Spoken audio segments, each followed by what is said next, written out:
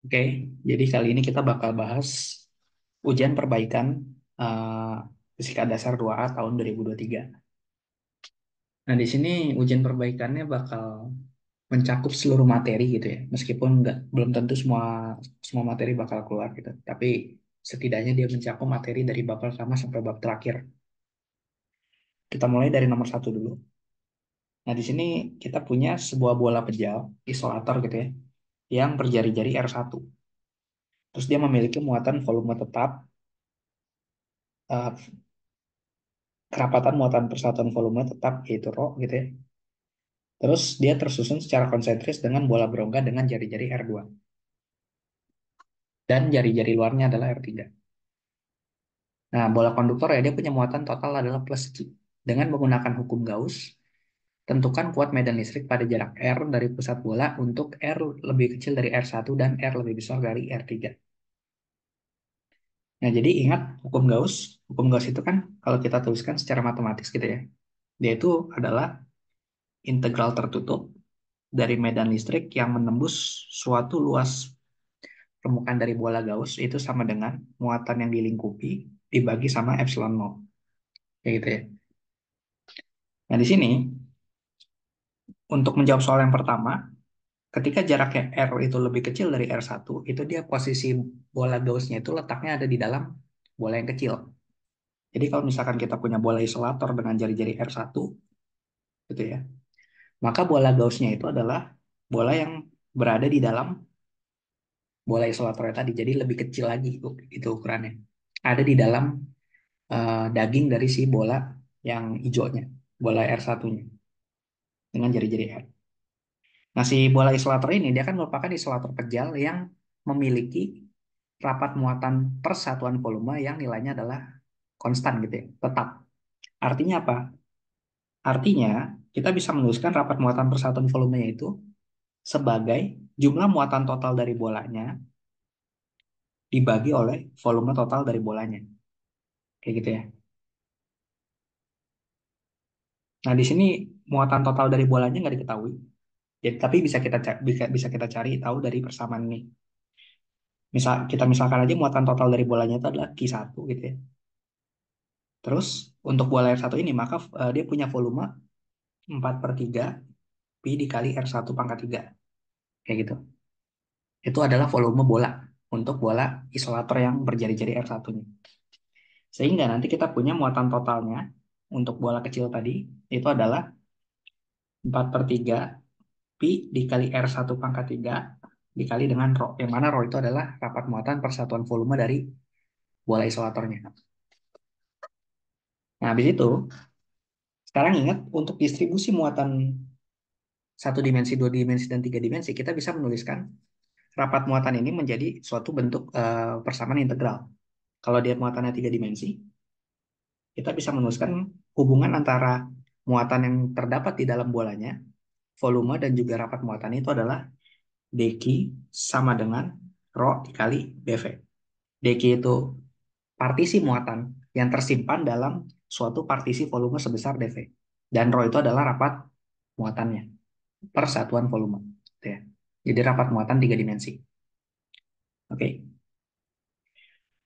Nah, dari sini kita bisa mencari dari persamaan ini kita bisa mencari ada berapa banyak muatan yang dilingkupi di dalam bola Gauss yang berjari-jari R kecil ini. Gitu. Dengan cara apa? Dengan cara muatan yang dilingkupi pada bola Gauss berjari-jari R kecil itu sama aja kayak integral dari persamaan ini, integral dari rho dv. Gitu ya. Jadi ketika kita mengintegralkan sama aja kan kita menghitung muatan total. Nah, tapi batas integral nanti menentukan muatan total itu muatan total siapa? Kalau batas integral dari nol sampai R kecil, berarti dari pusat jari-jari bola Gaussnya sampai ke jari-jari bola Gauss yang kecilnya ini yang warna biru, maka muatan totalnya adalah muatan total yang dilingkupi oleh permukaan Gaussnya. Tapi kalau misalkan integral dari nol sampai R1, maka muatan totalnya adalah muatan total dari si bola Gaussnya. Bukan bola Gauss, bola isolatornya yang berjari-jari R1 tadi. Kayak gitu. Nah, dari sini kita bakal dapat muatan yang dilingkupinya itu adalah sama dengan rho, gitu ya. Karena dia bolanya seragam, Rho-nya bisa keluar dari integral, maka dV-nya ini jadi volume bola biasa aja, yaitu 4/3 dikali Pi dikali R pangkat 3. Kayak gitu. Tapi hati-hati, R-nya di sini R kecil, karena ini bolanya adalah bola Gauss. Nah, ini adalah key enclosure-nya. Kayak gitu. Nah, terus untuk elemen-elemen yang untuk benda-benda atau objek-objek yang membentuk simetri bola, kita harus ingat bahwa nanti integral E dot dA-nya, integral E dot dA-nya itu bisa kita tuliskan sebagai E dikali dengan luas permukaan dari bolanya, gitu ya. Karena kalau misalkan kita punya benda bentuknya bola, terus bendanya mengandung muatan, maka untuk mencari hukum Gauss-nya, kita juga gunakan permukaan Gauss yang bentuknya sama kayak dia, biar simetrinya sama. Kalau dia bola, maka kita bikin permukaan Gauss-nya juga bola. Entah bolanya di luar atau di dalam, tapi yang jelas sama-sama bola. Kayak gitu. Nah, kalau bentuknya sama-sama bola, maka medan listrik sama elemen permukaan luasnya ini bakal selalu sama. Karena dia bakal selalu sama, jadi kita bisa langsung tuliskan sebagai E dikalikan dengan yang mana A itu adalah luas permukaan dari bolanya. Tapi ingat, bolanya ini adalah bola Gauss. Luas bola Gauss. Yang jari-jarinya itu adalah R kecil tadi. Kayak gitu ya. Berarti ini yang ruas kanan dari persamaan ya bisa langsung kita tuliskan sebagai E dikali 4 pi R kecil kuadrat. 4 pi R kuadrat ini adalah luas permukaan dari bola Gauss-nya. Kayak gitu.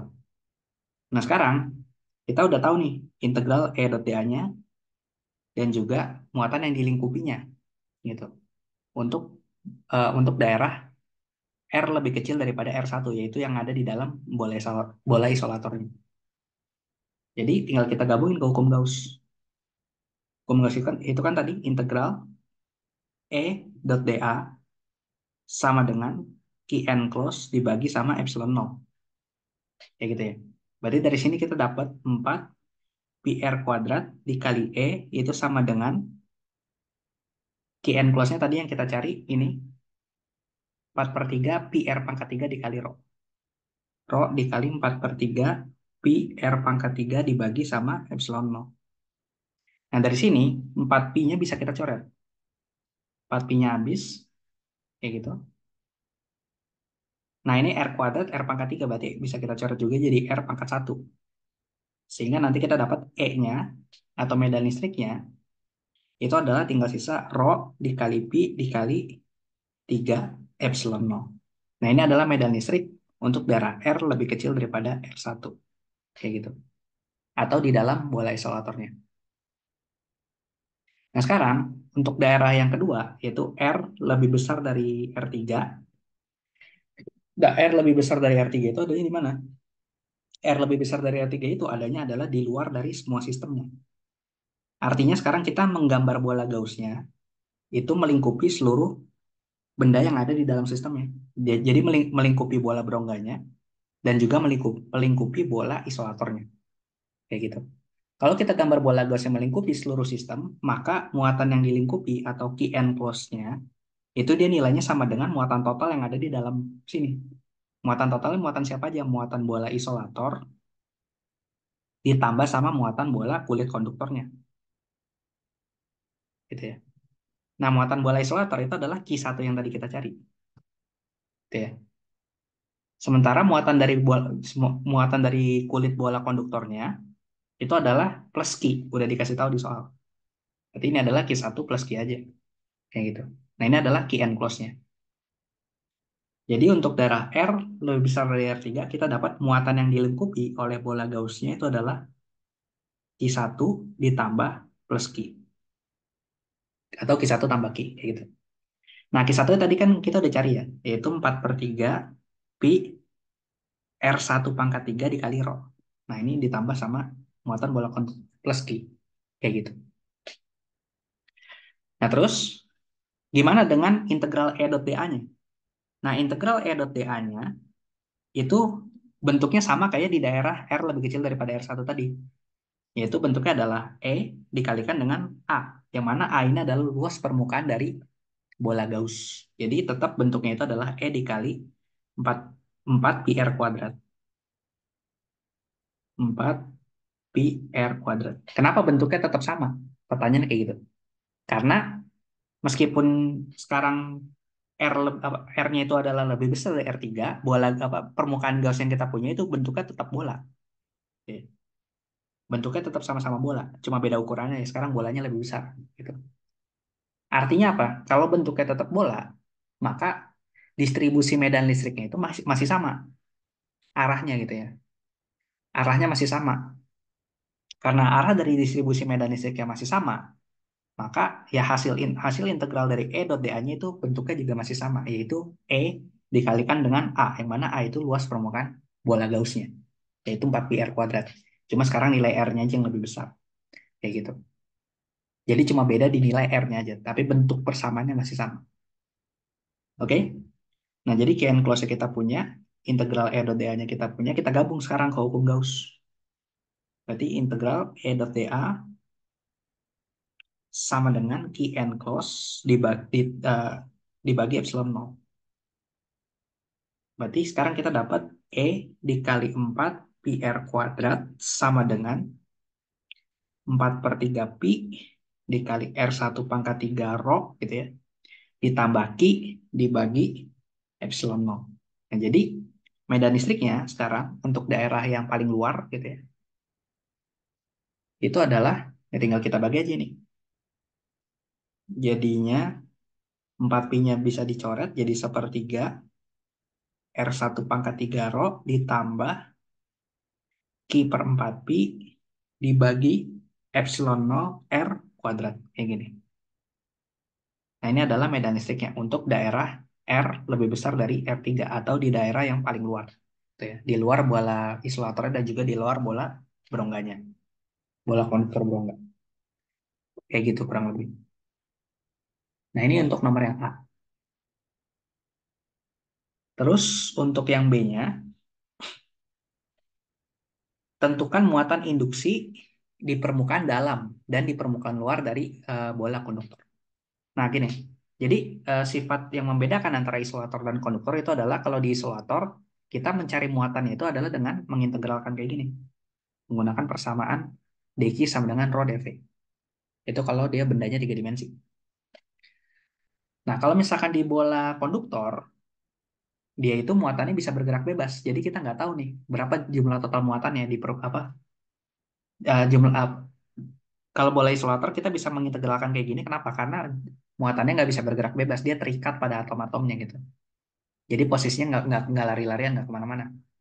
Nah, tapi kalau di konduktor, kita nggak bisa pakai kayak gini. Kenapa? Karena nilai rho-nya ini kita nggak tahu. Rho itu kan kerapatan muatannya. Kerapatan muatan volume kita nggak tahu. Karena kenapa? Karena si muatannya itu, kalau di bola konduktor, dia bisa lari ke kulit bagian luarnya, permukaan luar, atau ke permukaan bagian dalamnya. Gitu. Bisa bergerak bebas. Jadi nanti muatan positif sama negatif itu bakal misah. Kadang di luar semua, kadang di dalam semua, kadang kebalik gitu ya. Nah, cara nyarinya gimana? Cara nyarinya adalah sekarang kita gunakan hukum Gauss lagi, tapi kita buat jari-jari dari bola Gaussnya itu apa sih? Ada di dalam sini, ada di dalam dari rongga bola konduktornya. Nah, ini jari-jarinya kayak gitu. Kalau kita gambar ulang kayak gini, ini bola yang gedenya atau bola bola konduktor berongganya. Nah, sekarang ini bola isolatornya di dalam. Nah, sekarang kita gambar bola Gauss yang ada di dalam rongga konduktornya kayak gini. Nah, dengan jari-jari R. Nah, sifat utama dari konduktor, ini yang harus diingat-ingat. Ya. Sifat utama dari konduktor, tadi muatannya bisa bergerak bebas. Muatannya bergerak bebas. Nah, karena muatannya bergerak bebas, mereka tuh bakal saling dorong-dorongan satu sama lain. Kan ingat, kalau kita punya dua muatan atau lebih, maka bakal terjadi gaya antar muatan kan ya, bisa tarik menarik, bisa tolak menolak.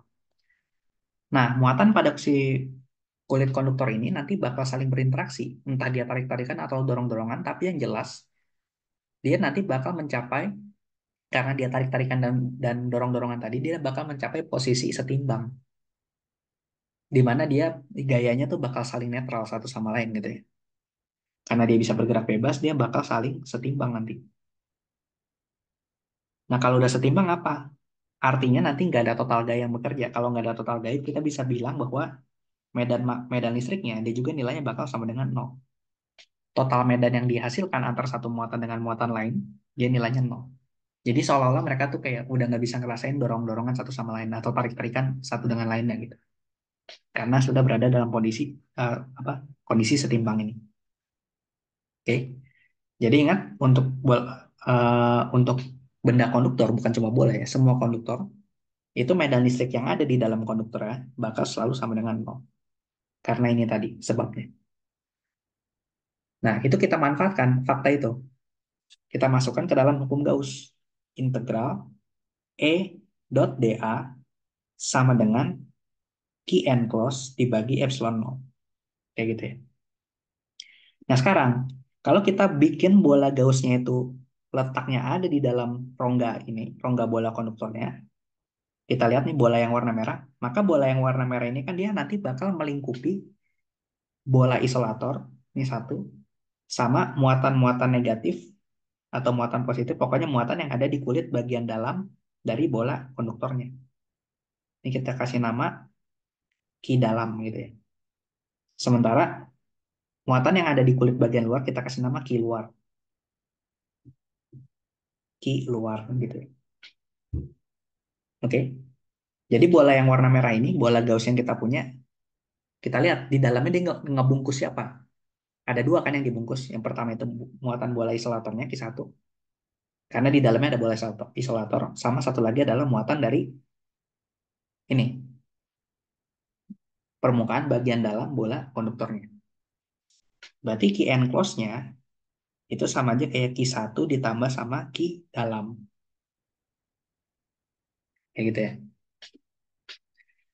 Nah, tapi ingat, medan listrik di dalam bola konduktor itu nilainya bakal sama dengan nol. Sementara bola Gauss yang warna merah ini kan dia letaknya adalah di dalam konduktor. Ya enggak? Jadi pasti medan listriknya nilai sama dengan nol. Artinya apa? Nanti ruas kiri persamaan ini, dia nilainya juga bakal jadi sama dengan nol. Jadi ini kita nol kan? Nol gitu ya. Sehingga nanti kita bakal dapat nol sama dengan Qn cos. Kayak gitu ya. Epsilon nolnya buang aja. Kayak gitu. Sementara Qn cos saya tadi itu adalah Q1 ditambah Q dalam. Berarti kita bakal dapat nol sama dengan Q1 ditambah dengan Q dalam. Kayak gini. Atau kita dapat muatan yang berada di bagian dalam kulit konduktornya itu adalah sama dengan minus Q1. Kayak gitu. Nah, Q1 itu siapa? Q1 itu kan tadi muatan dari bola isolator. Yang udah kita cari, yaitu nilainya adalah minus 4/3 pi R1 pangkat 3 dikalikan dengan rho. Nah, ini adalah muatan dari bola di bagian dalamnya. Gitu ya. Dia negatif nilainya. Nah, sekarang gimana dengan muatan yang berada di luar atau ki luar?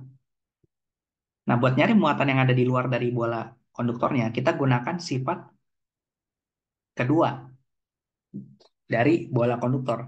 Selain muatannya bisa bergerak bebas, jumlah muatan yang ada di dalam bola konduktor ini nggak bakal berubah, selalu tetap. Jadi dia bisa bergerak-bergerak doang nih. Bisa bisa ke kulit bagian dalam, bisa ke kulit bagian luar, pokoknya bisa gerak. Tapi nggak bisa keluar, nggak bisa loncat gitu. Nggak bisa loncat keluar atau nggak bisa loncat masuk ke dalam nih muatannya. Jadi jumlahnya bakal selalu tetap. Dia bergerak bebas, tapi jumlahnya tetap gitu ya. Jadi bisa aja nih muatan negatifnya ngumpul di bagian dalam semua. Tapi kalau kayak gitu biar jumlah totalnya masih tetap, maka muatan positifnya nanti bakal keluar semua. Tapi kalau kita jumlahin, hasilnya harus balik lagi ke jumlah semula. Kayak gitu. Secara matematik bisa kita tuliskan kayak gini. Ki dalam ditambah ki luar itu sama dengan muatan total dari bola konduktornya. Nah, muatan total dari bola konduktor itu kan tadi adalah plus ki. Ya enggak? Ki dalam itu kita udah cari, yaitu adalah minus 4/3 pi R1 pangkat 3 rho ditambah ki luar. Kayak gitu. Dari sini kita dapat muatan apa yang ada di kulit bagian luar konduktornya, yaitu ki Yang ini pindah ruas ke kanan, jadi positif 4/3 pi R 1 pangkat 3 dikali rho. Kayak gitu. Nah, ini adalah muatan total yang berkumpul di bagian luar dari si kulit konduktornya gitu ya. Dan dia nilainya positif karena tadi muatan negatifnya ditarik ke dalam semua. Kayak gitu. Oke. Nah, ini adalah nomor satu tentang gaya elektrostatik. Khususnya itu adalah aplikasi dari hukum Gauss.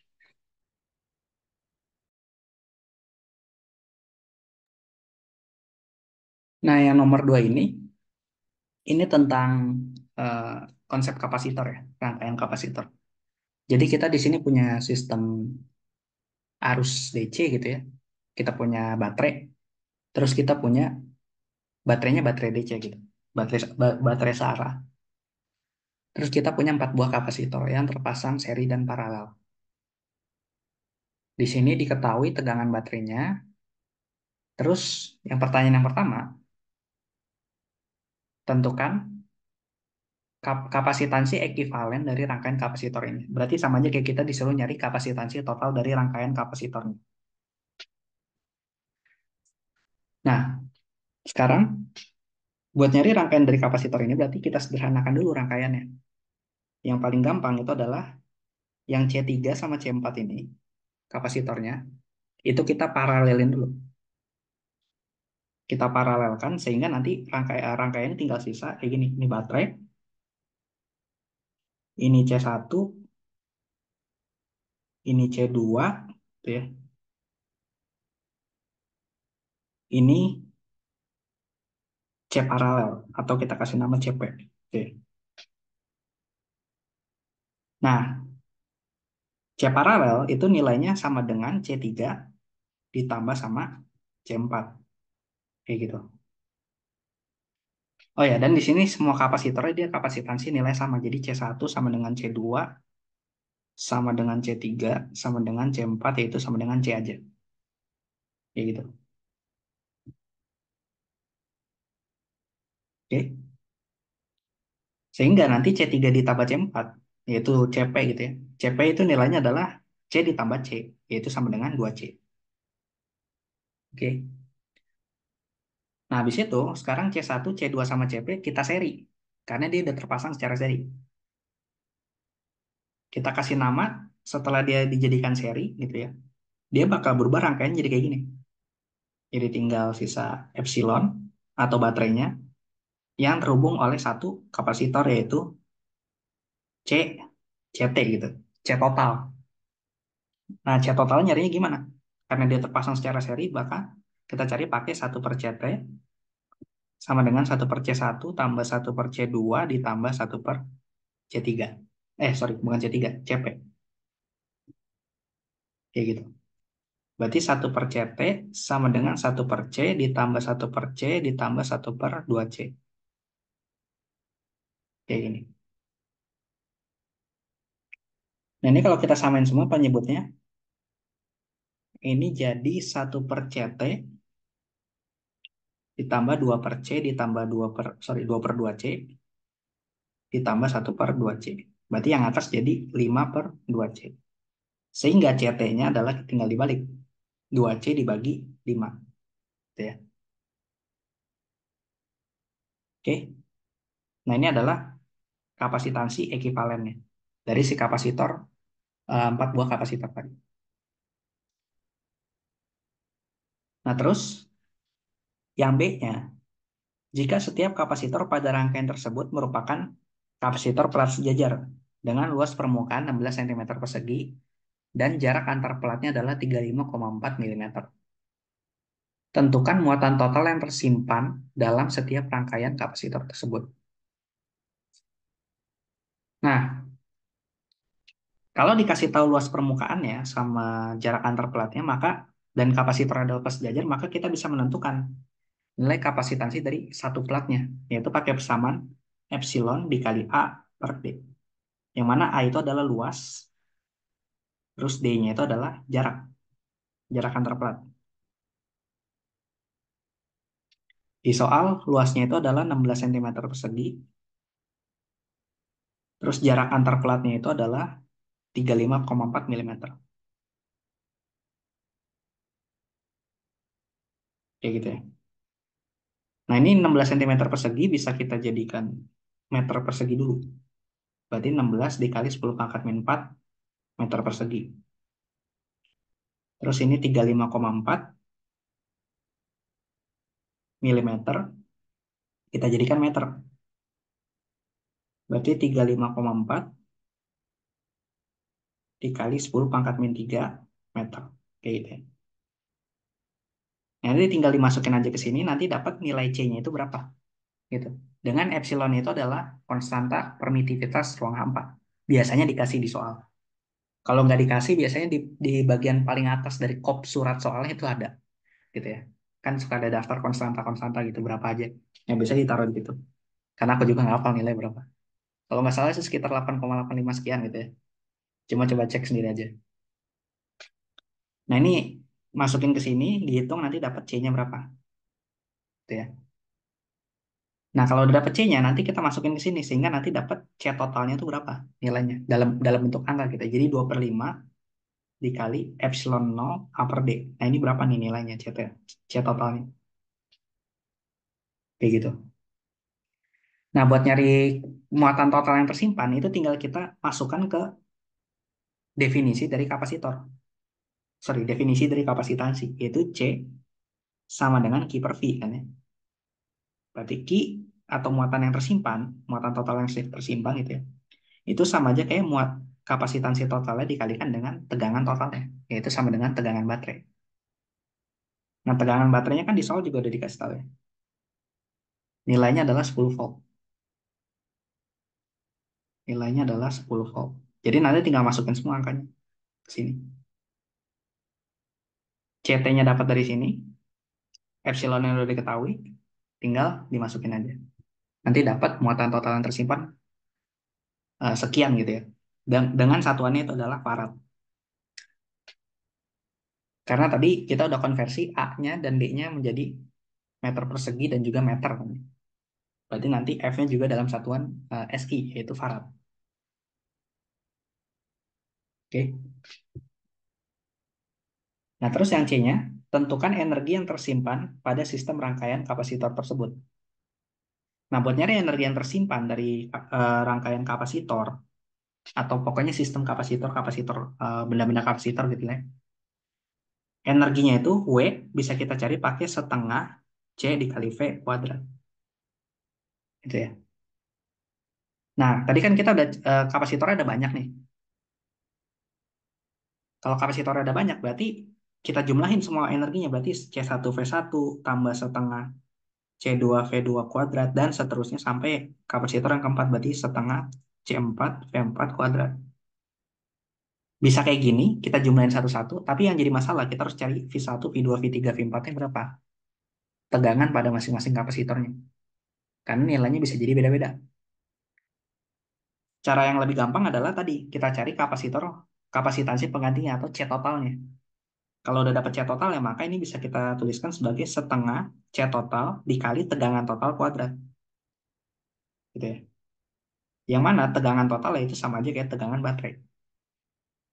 Jadi nanti W-nya atau energinya yang tersimpan itu bisa kita cari pakai setengah C total dikali tegangan baterai kuadrat. Kayak gitu. C totalnya udah dapat di sini. Tegangan baterainya 10 volt. Masukin aja ke sini. Nanti dapat energi yang tersimpan di kapasitornya adalah sekian joule. Gitu ya. Jadi satuannya dalam joule. Oke. Nah, itu adalah soal tentang kapasitor.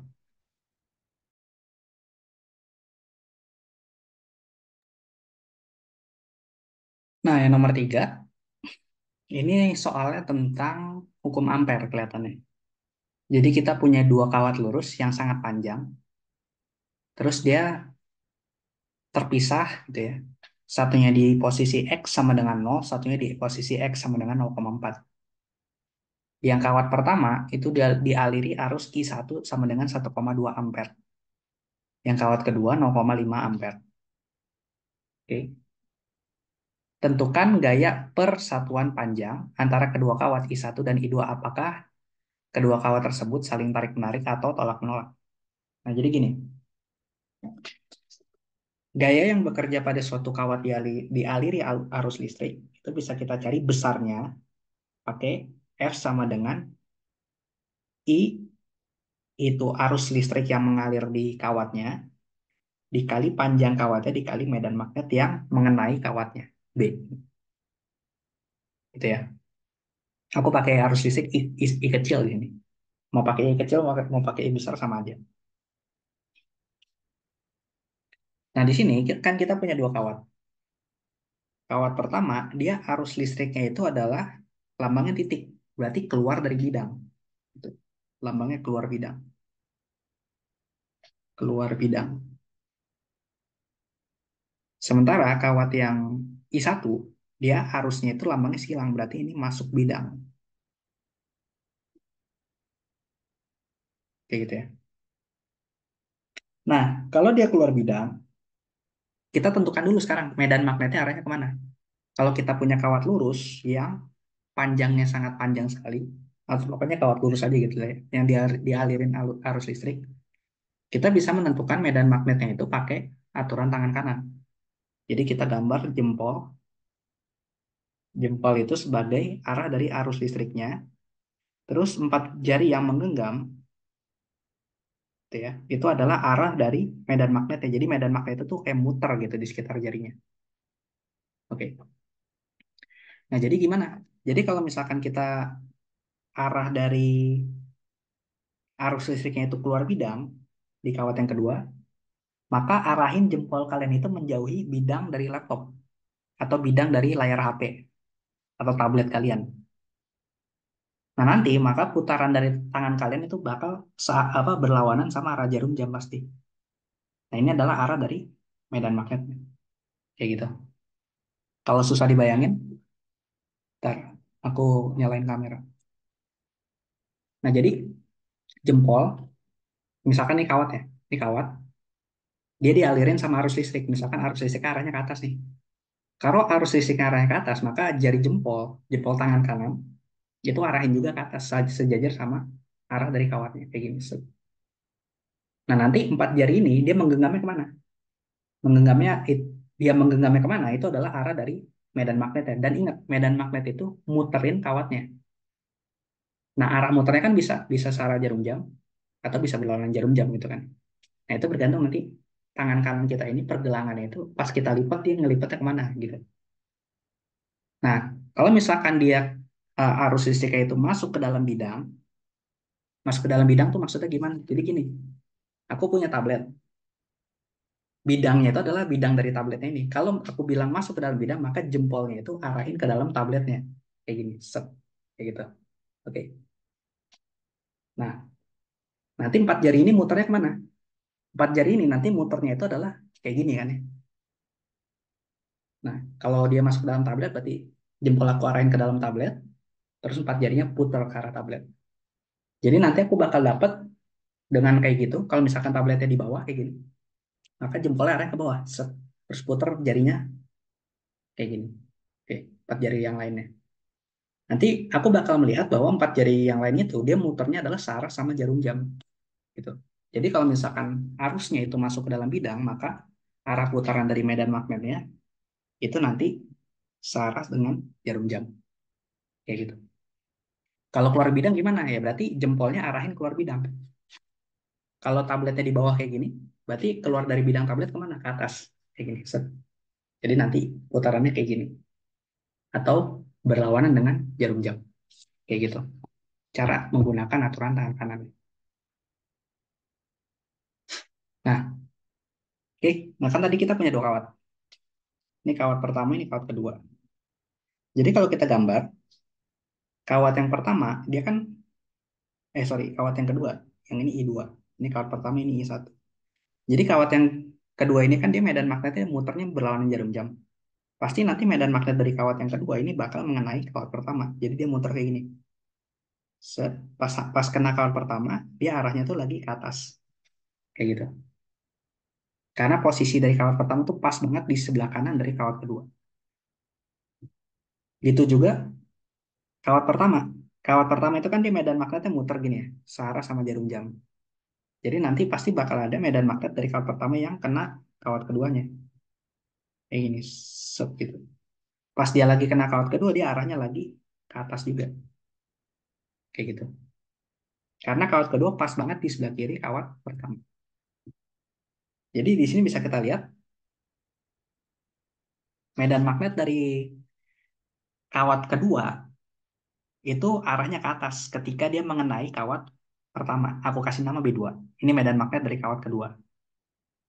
Medan magnet dari kawat pertama atau medan magnet akibat I1, dia arahnya juga ke atas. Aku kasih nama B1. Ketika dia mengenai kawat kedua. Kayak gitu ya. Oke. Nah, terus gaya magnet, dia selain punya besar, besarnya kita carinya pakai ini. Gitu ya. Berarti kalau gaya magnet pada kawat pertama, F1 gitu ya, itu dia dipengaruhi oleh besar dari arusnya, I1, dikali panjang panjang dari kawatnya, L1, dikali dengan medan magnet yang bekerja pada I1. Nah, medan magnet yang bekerja pada I1 kan itu B2 ya. Berarti ini dikali dengan B2. Kayak gitu. Nah, ini besarnya. Kalau kalau F2 gimana? Kalau F2 berarti I2 dikali L2 dikali B1. Kayak gitu ya. Nah, itu baru besarnya doang. Tapi ingat, yang namanya gaya kan selain punya besar, dia juga punya arah. Arahnya gimana cara nentuinnya? Nah, cara nentuinnya adalah pakai aturan tangan kanan lagi. Aturan tangan kanan ini gimana? Jadi, jari jempol itu adalah arah dari arus listrik yang ada pada kawatnya. Terus empat jari kalian dilurusin semuanya. Empat jari kalian dilurusin, tangan kanannya. Itu adalah arah dari medan magnet yang bekerja pada kawatnya. Sementara telapak tangan kalian itu madepnya kemana ketika jarinya dilurusin, itu adalah arah dari gaya magnetnya. Kayak gitu. Aku contohin lagi. Sekarang lihat jari jempol. Kalau untuk nentuin gaya, jari jempol, arus listrik. Empat jari, ini dilurusin kayak gini, jangan ditekuk kayak gini, lurusin. Itu adalah arah dari medan magnet. Sementara telapak tangan ini madepnya kemana? Kan dia bisa madep sini, bisa madep sini ya. Kalau madep sini berarti kayak ke apa? Ke arah layar. Tapi kalau kayak gini berarti ke muka aku gitu. Nah, ini adalah arah dari gaya magnetnya.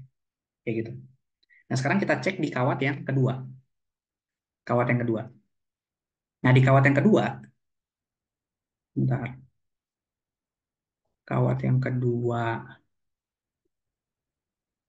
kawat kedua. Kok nggak kelihatan muka? Harus di pin. Nah, sip. Biar lebih kelihatan. Nah, kawat yang kedua, sorry, kawat pertama, yang I1. Yang I1, dia arus listriknya itu kan masuk ke dalam bidang. Ini, ini bidangnya.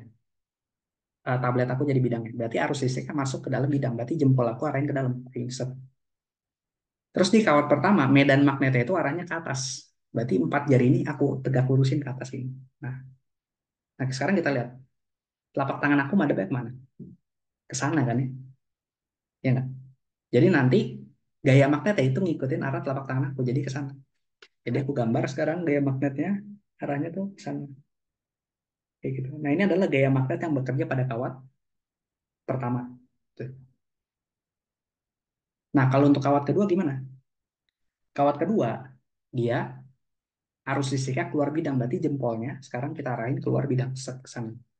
Oke. Nah, dia kena medan magnetnya kemana? Ke atas juga kan? Berarti empat jarinya arahin ke atas. Berarti jempolnya ke sana, empat jarinya ke atas kayak gini. Nah, oke. Nah, sekarang kita lihat telapak tangannya madepnya kemana? Telapak tangan aku ke sini kan ya? Jadi nanti gaya magnetnya untuk kawat pertama ini arahnya adalah ke sini. Kayak gitu. Oke. Nah, itu cara menentukan arah dari gaya magnet. Jadi jangan sampai ketukar ya. Cara menentukan medan magnet yang dihasilkan oleh arus listrik sama menentukan gaya magnet yang bekerja pada kawat. Kayak gitu. Dua-duanya pakai aturan tangan kanan, tapi aturan tangan kanannya jangan sampai ketukar. Oke.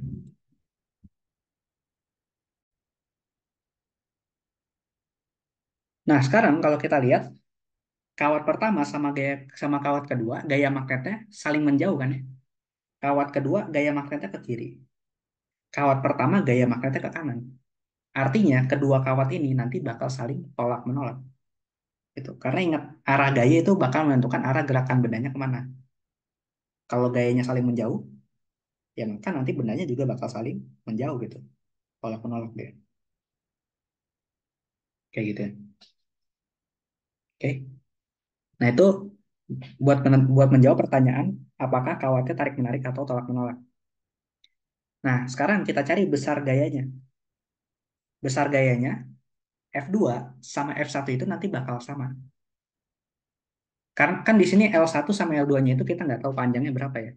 Tapi tapi dikatakan mereka itu sangat panjang sekali. Jadi anggap aja panjangnya taiga. Jadi yang kita cari di sini adalah F2 per L2 atau gaya persatuan panjang. Untuk F1 berarti F1 per L1. Gaya persatuan panjang pada kawat satu. Kalau F2 L2 berarti I2 dikali B1. F1 L1 berarti I1 dikali B2. Kayak gitu. Nah ini nilainya bakal sama aja. Oke. Nah B2, sekarang kita cari misalkan B2. B2 itu adalah medan magnet yang dihasilkan oleh kawat dengan arus listrik I2. Buat nyarinya gimana? Ingat, kita bisa gunakan hukum Ampere. Hukum Ampere. Yaitu integral B dot ds sama dengan mu 0 dikalikan dengan I enclose. Kalau misalkan kita punya kawat lurus sangat panjang gitu ya, yang dialirin sama arus listrik, maka nanti dia pasti bakal menghasilkan medan magnet, dan medan magnet itu pasti bakal melingkar atau mengitari, mengelilingi si kawatnya. Jadi kalau kita tadi punya kawat I2 gitu ya, I2 itu kan dia dia apa? Arus listriknya itu keluar bidang. Jadi nanti pasti medan magnetnya itu bakal mengelilingi, membentuk lingkaran, membentuk lintasan berupa lingkaran gitu ya, di sekitar kawatnya, kayak gitu. Dengan jari-jari R. Nah, jari-jari R-nya ini bisa berapa aja, gitu. Yang jelas makin dekat ke kawatnya atau R-nya makin kecil, nanti medan magnetnya makin besar. Tapi makin makin besar R-nya atau makin jauh ke kawat, maka nanti medan magnet juga makin makin kecil, kayak gitu. Nah, DS ini apa? DS ini adalah panjang lintasan yang dibentuk oleh medan magnetnya, yang menyinggung medan magnetnya. Kan medan magnetnya melingkar. Terus lintasan tertutupnya, oh sorry, DS itu adalah panjang lintasan atau lintasan tertutup yang kita pakai untuk membungkus arusnya. Membungkus arus atau membungkus kawat yang membawa arus. Gitu. Di sini kan kawatnya lurus. Buat ngebungkus ngebungkus kawat lurus satu biji ini, maka kita bikin lintasannya bentuknya melingkar. Gitu. Supaya kenapa? Supaya nanti si kawat lurus ini itu ada di dalam lingkarannya. Artinya kita udah membungkus si kawat lurusnya. Kayak gitu. Oke. Nah, karena bungkusannya bentuknya lingkaran dan medan magnetnya juga melingkar, maka integral B dot ds-nya ini bisa kita tuliskan langsung sebagai B dikali dengan panjang dari lintasannya. Kalau lintasannya bentuknya lingkaran, maka panjang dari lintasan lingkaran itu sama aja kayak keliling lingkaran kan ya. Yaitu 2pi dikali R. Lalu IN close. IN close itu apa? IN close itu adalah muatan yang dilingkupi oleh lingkaran tadi. Sorry, bukan muatan, tapi arus listrik yang dilingkupi oleh lingkaran tadi. Nah, di sini kan yang di dalam lingkaran ini cuma ada kawat I2 doang kan ya, yang mengandung arus listrik I2. Maka satu-satunya muatan yang dilingkupi itu adalah ya I2. Jadi IN close-nya sama dengan I2. Nah, kalau ini sama ini kita gabung ke dalam hukum Ampere, nanti kita bakal dapat B dikali 2pi R sama dengan mu 0 dikali I2. Nah, jadi nanti kita dapat B2 atau medan magnet akibat I2 tadi adalah mu 0 I2 dibagi 2pi R. Kayak gitu. Nah, kalau kita masukin, kita nanti dapat F1 per L1 sama dengan I1 dikali B2 kan. B2-nya ini, mu 0 I2 dibagi 2pi R. Nah, R-nya itu adalah jarak dari kawat 1 ke kawat 2. Di sini kan kawat 1 posisinya di X sama dengan 0. Kawat 2 di X sama dengan 0,4. Jadi R-nya adalah Ya selisih posisinya itu 0,4 meter. Kayak gitu. Nah, tinggal dimasukin aja angkanya. I1-nya diketahui di soal, I2-nya diketahui di soal, mu 0 itu adalah konstanta permeabilitas vakum. Yaitu besarnya adalah 4pi dikali 10 pangkat min 7. Gitu ya. Aku lupa tapi satuannya apa. Tuh. Nah, ini nanti tinggal dimasukin aja nilai-nilainya ke dalam sini. Nanti dapat F1 per L1-nya gimana. Nah, gimana kalau yang kita cari itu bukan F1 per L1, tapi F2 per L2. Nah, ini kalian coba sendiri. Cari B1-nya menggunakan hukum ampere, lalu masukin ke persamaan ini, pasti nanti bentuk persamaan akhirnya tuh bakal sama kayak ini. Jadi artinya jawaban akhirnya bakal sama aja. Kayak gitu. Oke. Nah, terus yang B-nya.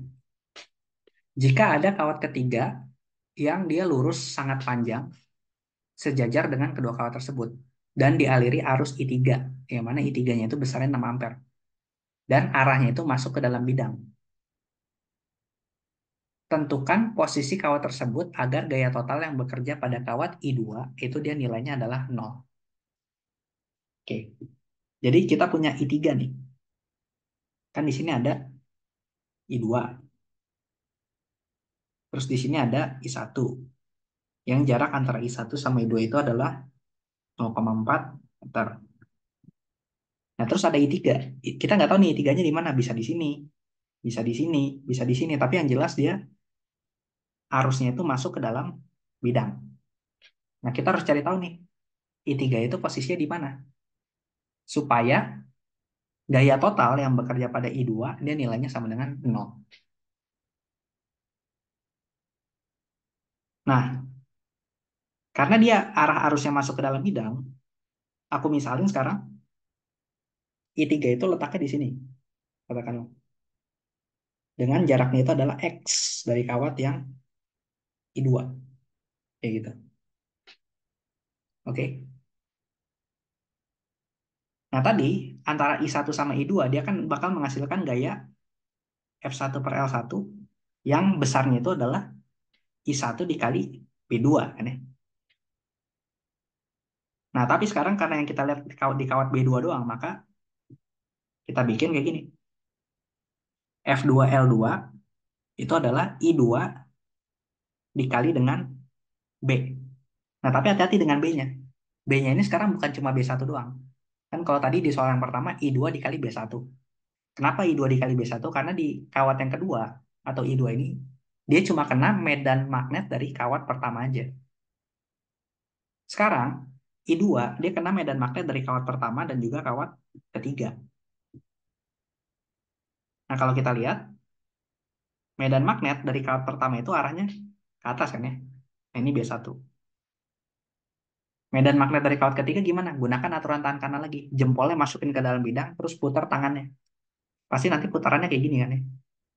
Jadi nanti medan magnet akibat kawat ketiga itu pasti arahnya ke bawah. Kayak gini. Nah, ini B3. Oke, B1-nya ke atas, B3-nya ke bawah. Nah, kalau B1-nya ke atas, B3-nya ke bawah, maka nanti ingat kalau vektor arahnya berlawanan, maka vektor totalnya, kalau kita totalin, B totalnya, itu adalah B1 dikurangin B3. Kayak gitu. Atau B3 dikurangin B1 sama aja. Nanti cuma ngaruh plus minusnya, dan plus minus itu cuma ngaruh arahnya kemana, apakah ke atas atau ke bawah. Tapi besarnya bakal sama kalau dimutlakin. Gitu ya. Nah, tadi kita udah cari B1 atau B2, itu dia persamaannya kan adalah mu 0 I2 dibagi 2πr kan ya. Nah, ini B2. Nah, B1 dia kan juga dihasilkan oleh kawat yang berarus listrik dan juga kawatnya adalah kawat lurus. Maka bentuk persamaannya bakal sama pasti. Yaitu mu 0 I1 dibagi 2πr. Tinggal arusnya aja diganti jadi I1. B3 juga sama. Mu 0 I1, I3 dibagi 2πr. Tapi hati-hati dengan R-nya. R itu adalah jarak dari kawat 1 ke kawat 2. Berarti ini adalah 0,4. Atau kita kasih nama R1. Gitu ya. R1 jarak dari kawat 1 ke kawat 2. R yang di B3 itu adalah R3. Yaitu jarak dari kawat 3 ke kawat 2. Yang kita nggak tahu nilainya berapa. Kita misalnya jadi X. Gitu.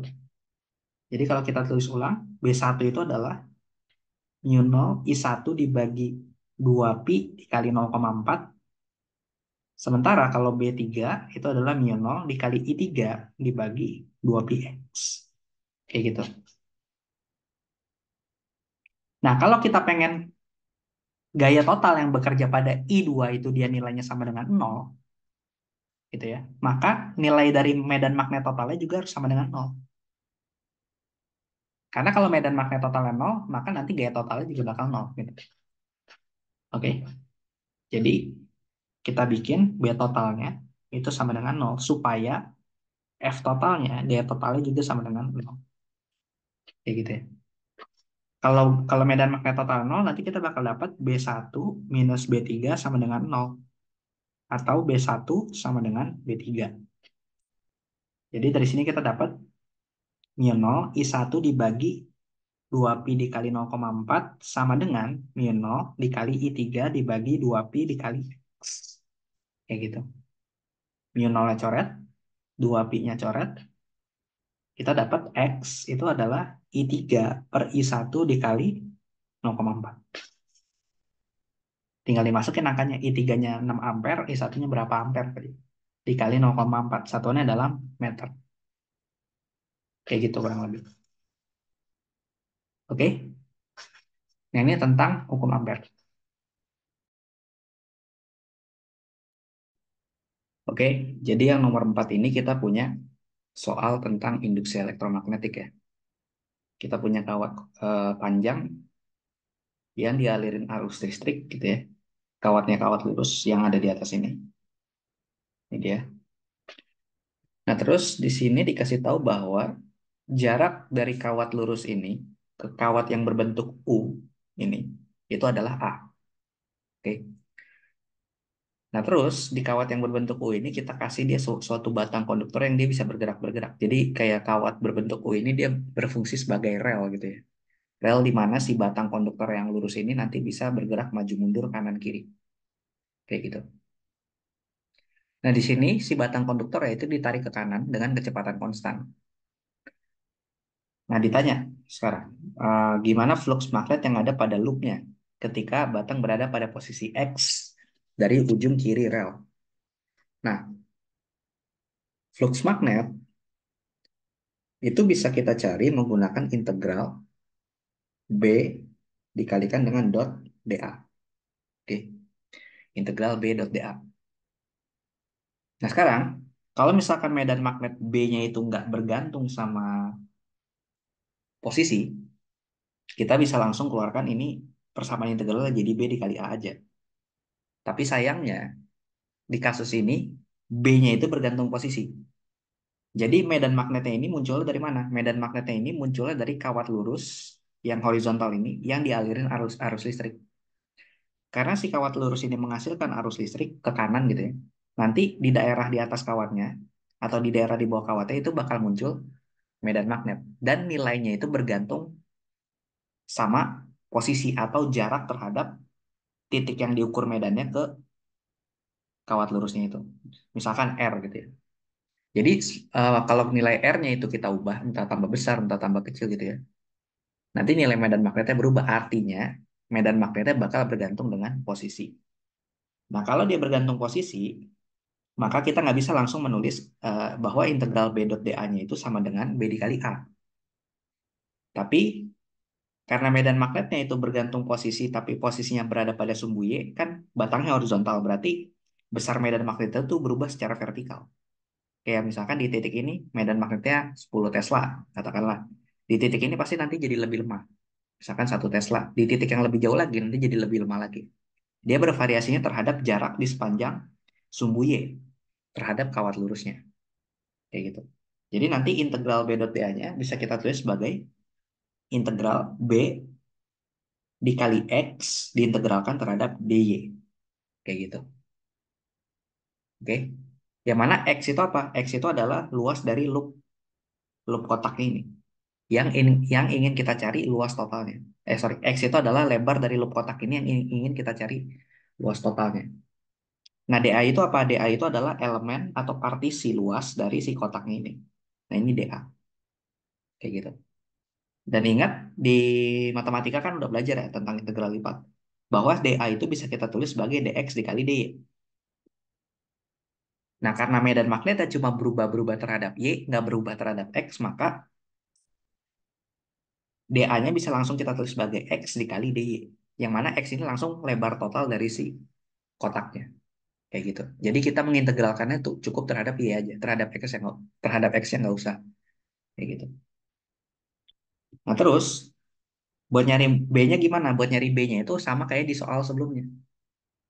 Yang tentang kawat lurus berarus listrik. Kita bisa menggunakan hukum Ampere. Caranya sama persis. Nanti kita bakal dapat besar dari medan magnetnya itu adalah mu nol dikali arus listrik yang mengalir di kawat lurusnya yaitu I besar gitu ya. Di sini dia pakai variabel I besar dibagi 2pi dikalikan dengan jarak dari kawatnya ke titik yang pengen kita ukur medannya yaitu Y. Berarti 2pi dikali Y kayak gini. Oke. Nah, ini adalah besar dari medan magnetnya. Jadi kalau kita substitusi ke sini, nah ini rumusnya dapat dari mana? Ingat, sama kayak soal sebelumnya dari hukum Ampere. Untuk kawat lurus yang sangat panjang. Oke, dan dialirin arus listrik. Kayak gitu. Nah, kalau B-nya itu kita masukin ke sini, maka nanti flux magnetnya bisa kita hitung sebagai integral mu nol dikali I dibagi 2pi kali Y X dy. Kayak gini. Oke. Nah, sekarang kita sekarang mengintegralkannya terhadap Y. Sementara X dan variabel lain itu nggak ada kaitannya sama Y. Maka dia bisa keluar dari integral. Jadi nanti integralnya itu sama aja kayak mu nol dikali I dibagi 2pi dikali X integral 1/Y dy. Kayak gitu. Nah, batas integral dari mana ke mana? Batas integralnya itu dari posisi paling atas dari si batang U-nya ini sampai ke posisi paling bawah. Tapi ingat, titik Y sama dengan nolnya itu letaknya ada di kawat lurus yang sangat panjang di sini. Berarti posisi bagian atas batang ini terletak pada Y sama dengan A. Sementara posisi batang yang bagian paling bawah sini itu terletak pada Y sama dengan A plus B. Kayak gitu. Jadi nanti batas integralnya itu dari A sampai A plus B. Kayak gitu. Nah, ini tinggal kita integralkan aja. Jadi nanti dapat flux magnetnya itu adalah mu nol dikali I dibagi 2pi dikali X dikali ln Y. Batas integral dari A sampai A plus B. Nah, kalau kita masukin batasnya, kita dapat nanti mu nol dikali I dibagi 2pi dikali X dikali ln A plus B dibagi A. Kayak gitu. Nah, ini adalah flux magnetnya. Ketika batangnya sudah bergerak sejauh X dari ujung kiri relnya. Kayak gitu.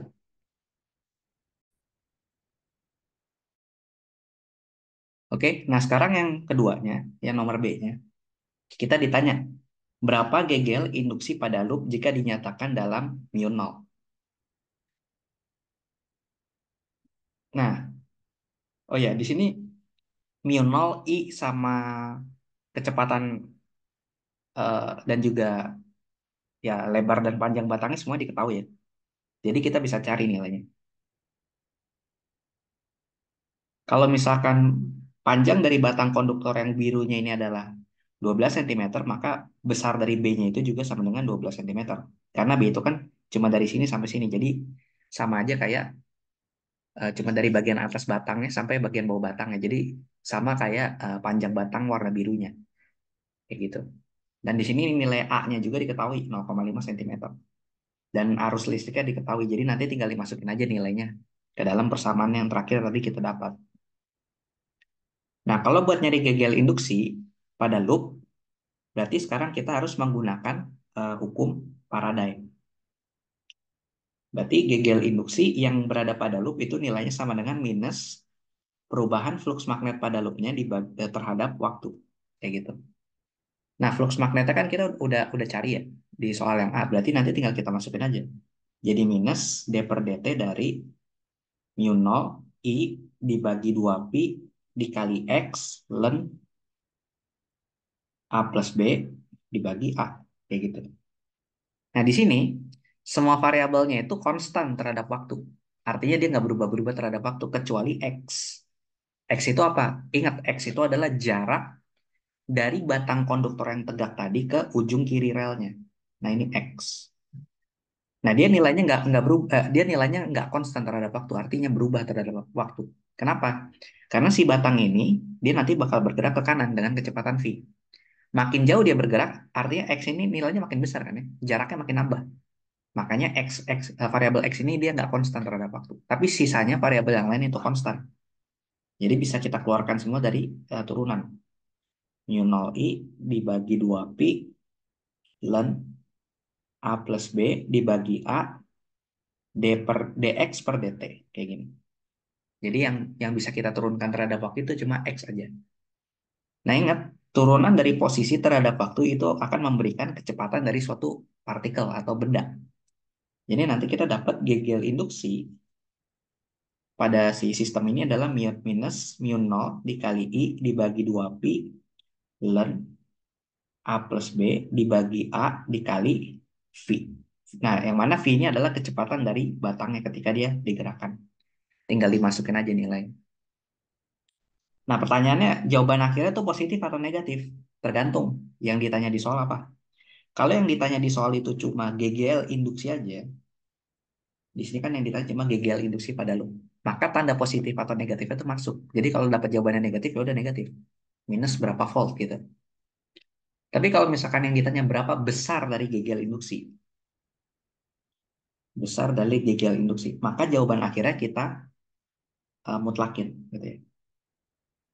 Jawaban akhirnya ini harus dimutlakin gitu. Jadi nilai positif negatifnya dihilangin.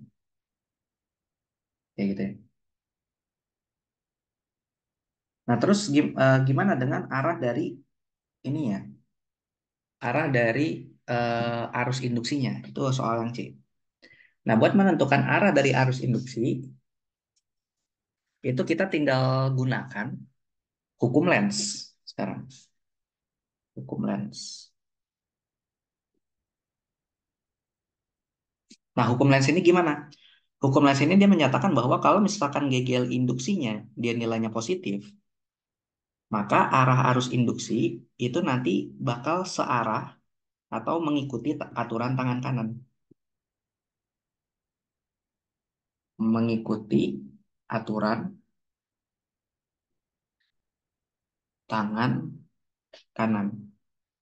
Sementara kalau misalkan dia gagal induksinya dia nilainya negatif, maka dia ini melawan melawan aturan tangan kanan. Kayak gitu ya. Nah, maksudnya gimana? Nah, di sini kan kita lihat ya, kita punya kawat lurus yang dialirin arus listrik. Oke. Nah, di bawahnya kita punya loop yang bentuknya kotak. Kayak gini. Arus listriknya itu arahnya ke kanan untuk kawat yang lurus. Nah, ingat dari hukum Ampere karena si kawat lurus ini membawa arus listrik, maka nanti dia bakal menghasilkan medan magnet. Yang medan magnet itu gimana? Melingkar, memutari si kawat lurusnya. Nah, kayak di soal sebelumnya kita gunakan aturan tangan kanan, maka jari jempol kita itu kita jadikan arah arusnya, terus 4 jari yang menggenggam itu kita jadikan arah dari medan magnet yang berputarnya. Kayak gitu. Oke. 4 jari yang menggenggam kita jadikan arah dari medan magnet yang berputar. Maka kalau kita lihat di sini, di bagian bawah dari kawatnya, termasuk di daerah loopnya ini, medan magnetnya itu adalah arahnya masuk ke dalam bidang semua. Oke, jadi medan magnetnya pada loop ini, pada kotak ini, dia arahnya masuk ke dalam bidang, kayak gitu.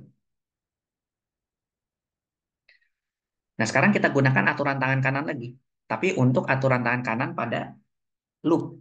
Nah, pada loop, aturan tangan kanannya dibalik.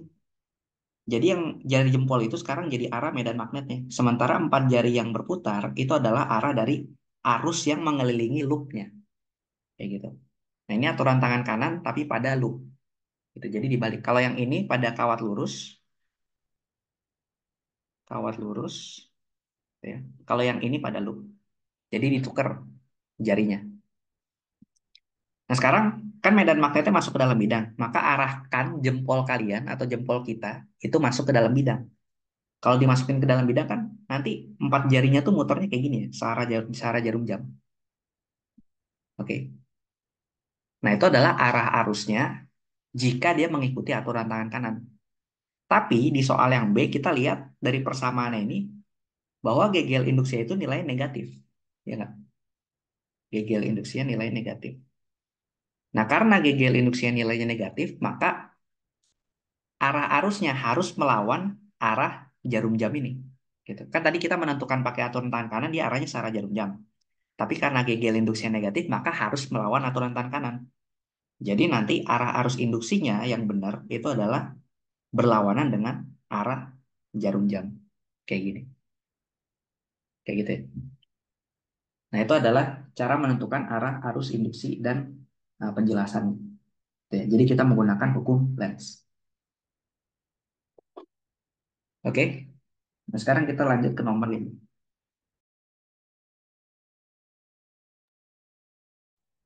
Nah, yang nomor 5 ini tentang interferensi dan juga difraksi. Jadi kita punya cahaya tampak yang panjang gelombangnya itu 600 nanometer. Dia datang tegak lurus pada susunan tiga celah sempit. Oke, jadi kita punya tiga celah yang jarak antar celahnya diketahui. Dan jarak dari celah ke layar itu adalah 3 meter. Berapa jarak antar dua minimum yang saling berurutan pada layar? Oke. Nah, untuk interferensi tiga celah atau tiga celah sempit gitu ya, kita bisa mencari apa sih namanya? Fungsi intensitasnya itu mengikuti persamaan ini. Persamaan I sama dengan I0. I0 itu adalah intensitas awal atau intensitas dari cahaya sumbernya dikalikan dengan 1 min 2 kosinus theta kayak gitu dikuadratkan. Oke. Yang mana tetanya itu bisa kita tuliskan juga sebagai jangan pakai teta deh. Kosinus kosinus psi gitu misalkan ya. Yang mana psi itu kita sebut namanya sudut fasa dan sudut fasanya itu dia bergantung sama K dikali D sin theta. Nah, D ini adalah lebar dari celahnya. Nah, ini adalah fungsi intensitas untuk kasus interferensi tiga celah. Gitu ya. Nah, K ini apa? K ini adalah bilangan gelombang, yaitu 2pi dibagi sama lambda. Sementara sin theta itu bisa kita substitusi menjadi Y per L. Yang mana L itu adalah jarak dari celah ke layar. Sementara Y itu adalah jarak dari pusat layar menuju ke pola tertentu. Entah itu pola gelap pertama, terang pertama, atau ya pola yang kita inginkan lah. Itu adalah Y. Kayak gitu. Nah, dari persamaan fungsi intensitas ini, kita bisa menentukan pola gelap dari interferensi tiga celah. Caranya gimana? Kalau dia terjadi gelap, maka intensitas cahayanya itu nilainya bakal sama dengan nol. Ingat, intensitas cahaya itu kan menunjukkan seberapa banyak jumlah cahaya yang ada di situ. Jadi kalau gelap, ya berarti nggak ada cahaya, intensitasnya nol. Jadi nanti persamaan ini kita sama dengan nol. Jadi nanti kita bakal dapat nol sama dengan 1 min 2 kosinus psi. Kayak gitu.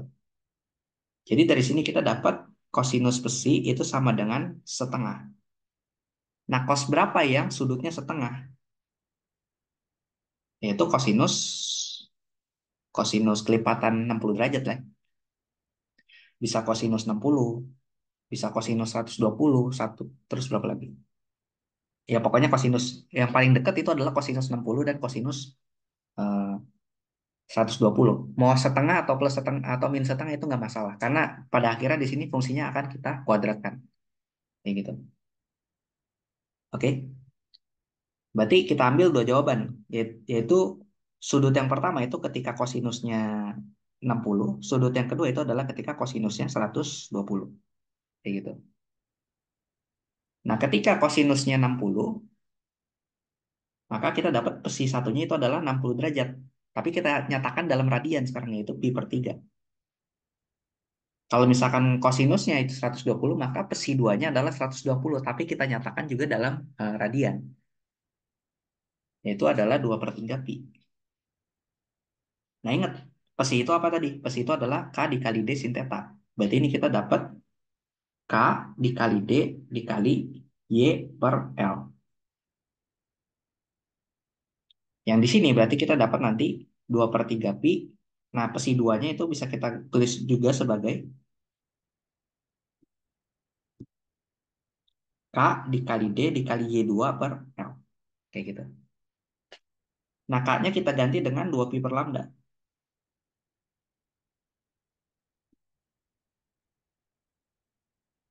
Nah, jadi di sini kita bisa coret nih. Pi-nya kita coret.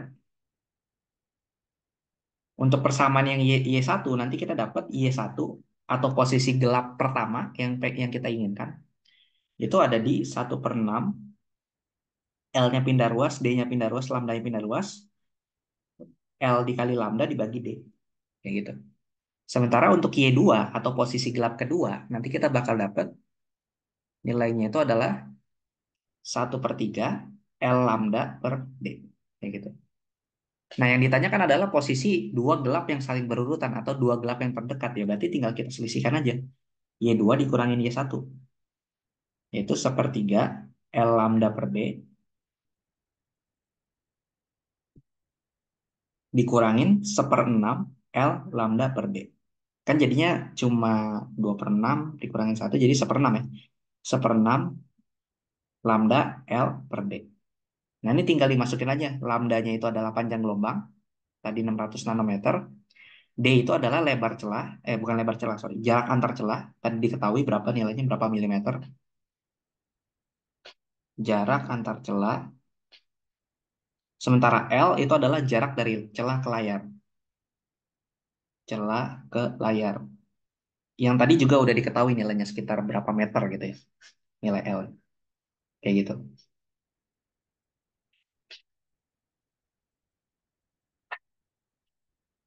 Oke. Nah, yang B-nya kita ditanya, hitung rasio intensitas terang sekunder terhadap intensitas terang utama pada layar. Oke. Jadi terang sekunder itu pada pola interferensi tiga celah atau terang primer itu kita kita bisa dapat nilai intensitas itu dari persamaan ini aja. Nah, intensitas terang sekunder itu terjadi kalau misalkan satu dikurangin dua cos tetanya, cos pesinya itu nilai totalnya sama dengan satu. Jadi sekunder itu terjadi ketika satu dikurangin dua cos besi, dia nilainya sama dengan satu, gitu ya. Nah, ini bakal jadi terang sekunder. Tapi kalau terang primer, maka nilai satu dikurangin dua cos besinya itu nilainya bakal sama dengan tiga, gitu. Jadi nanti cosnya itu bisa jadi cos ini ya, cos cos min satu gitu. Besinya itu 180 derajat. Kan kalau cos min satu maka min 2 dikali min satu jadi plus 2. Plus 2 tambah satu jadi 3. Kayak gitu. Oke. Nah, kalau kita masukin satu min 2 cos pesi sama dengan satunya ini ke dalam persamaan intensitasnya, bentar, yang ini, gitu ya. Nanti kita bakal dapat intensitas akhirnya, itu nilainya adalah sama dengan I0 dikali satu kuadrat. Nah, kalau untuk terang primer, maka kita dapat intensitas akhirnya adalah I0 dikali 3 kuadrat. Kayak gitu. Nah, ini intensitas sekunder, ini intensitas primer.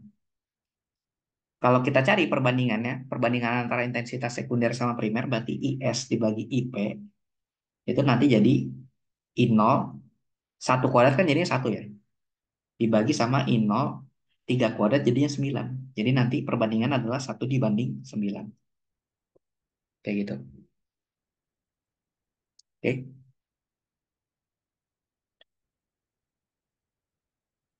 Nah, di sini untuk soal yang C, itu kita ditanya, ada orde konstruktif utama yang bakal hilang. Kalau misalkan tiap celahnya itu dia memiliki lebar 0,08 nanometer. Nah, orde konstruktif keberapa itu nanti yang bakal hilang. Nah, ide ide kunci utamanya itu adalah pola terang utama, terang utama dari interferensi 3 celah itu dia nanti berhimpitan atau terhimpit pola difraksi. Jadi kalau misalkan lebar celahnya diketahui, bukan cuma jarak antar celahnya. Misalkan lebar celahnya itu adalah A, yang mana A-nya itu tadi diketahui di soal adalah ini 0,08 mm gitu ya. Nah, ini adalah lebar celahnya. Maka itu pasti nanti kasusnya bakal jadi difraksi gitu. Nah, kalau dia kasusnya difraksi, maka nanti bakal ada terang interferensi yang hilang. Nah, cara nyari terang interferensi yang hilang gimana? Pertama kita cari pola gelap dari difraksi dulu. Pola gelap dari difraksi itu bisa kita tentukan berdasarkan persamaan ini. A sin theta sama dengan M dikali lambda. M dikali lambda. Gitu ya. Yang mana M ini adalah order gelap keberapanya gitu. Misalkan gelap pertama, gelap kedua. Berarti kalau gelap pertama M-nya 1, gelap kedua M-nya 2, dan seterusnya. Tapi biasanya yang kita gunakan itu adalah gelap pertama aja. Kalau ingin mencari terang interferensi yang hilang. Kayak gitu. Karena gelap pertama tuh paling dominan. Ini dominan. Kayak gitu ya. Nah sekarang kita cari pola terang intervensi. Cara nyarinya gimana? Tadi ketika 1 min 2 cos besi itu nilainya harus sama dengan 3. Nah ini adalah terang utama dari intervensi. 3 celah gitu ya. Nah dari persamaan ini nanti kita bakal dapat kalau kita pindah ruasin gitu ya. Maka nilai cos besinya itu harus sama dengan min 1. Ya nggak? Nah cos besi sama dengan min 1, maka besinya itu harus berapa? Salah satunya itu adalah besinya itu harus merupakan kelipatan dari pi gitu ya. Kelipatan ganjil dari pi. Berarti nanti besinya itu dia nilainya harus pi, terus 3 pi, terus 5 pi, dan seterusnya. Pokoknya kelipatan bilangan ganjil dari pi atau 180 derajat. Kayak gitu. Jadi nanti kita bisa tulis pesinya itu adalah n dikali pi. Dengan n-nya itu adalah 1, 3, 5, dan seterusnya. Oke. Nah, sementara tadi pesi itu kita udah dapat adalah K dikali D sin theta. Nah, ini adalah pesi. Oke. Nah, karena pesinya itu harus memenuhi ini syarat ini, maka KD sin theta juga memenuhi syarat itu. Jadi KD sin theta sama dengan N dikali pi. Nah, K itu tadi adalah 2 pi per lambda dikali D sin theta sama dengan N pi. Kayak gini. Nah, berarti pi-nya bisa kita coret. Kita bakal dapat D sin theta sama dengan N per 2 lambda. Nah, ini adalah syarat supaya dia terjadi terang interferensi, terang utama, intervensi dari kasus 3 celah. Nah, pola terang intervensi yang hilang itu bakal terjadi ketika dia berhimpitan dengan gelap difraksi pertama. Berarti nanti tinggal kita bagi aja. Syarat untuk terang intervensi yaitu D sin theta sama dengan N per 2 lambda, kita bagi aja dengan syarat gelap difraksi untuk order pertama. Jadi A sin theta sama dengan lambda. Nah, ini kalau dibagi, yang ruas kiri kan sin theta-nya habis. Yang di ruas kanan lambdanya habis. Jadi nanti kita dapat D per A sama dengan N per 2. Nah, N ini adalah menyatakan terang interferensi keberapa nanti yang bakal hilang. Gitu. Dari sini kita dapat N-nya itu adalah sama dengan 2 kali D per A. Jadi tinggal kita masukin aja jarak antar celahnya berapa, jarak antar celah, sementara A-nya itu adalah lebar celah. Kayak gitu. Nanti kita dapat terang interferensi keberapa yang bakal hilang akibat ketiban atau berhimpitan dengan gelap difraksinya. Kayak gitu, Bang. Oke.